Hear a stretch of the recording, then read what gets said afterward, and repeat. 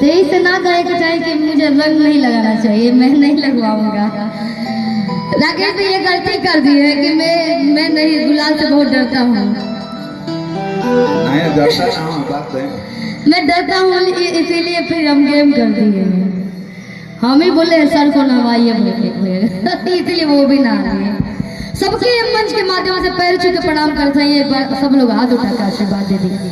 भैया थोड़ा सा साउंड को बढ़िया से बना दीजिए। और सीधे सीधे ये गोपालगंज के पावन धरती पे बनी माई थामे वाला के नगरी में, थामे वाली के नगरी में और बाबा धनेश्वर नाथ के दरबार में। तो हम जयकारा लगाए बेगा दूगो, आप सब जरूर लगाए। बोले बोले थामे वाले मैया की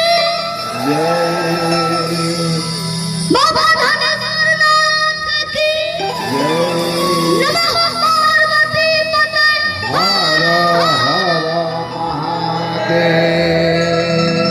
चलिए माई थामे वाला के दरबार में बनी तो हम एक लाइन माई के वंदना करब।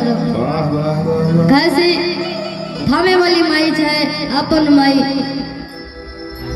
जरा पेट से हमने के जन्म ले ले बन गया। सामने माई लोग बैठल बाटे, चाची लोग बैठल बा, भौजाई लोग बैठल बा, दीदी लोग। हम एक लाइन बस गाए, ओकरा बाद से होली के बहुत सारा गाना आइल बड़ी से सब सुनाता नहीं हो।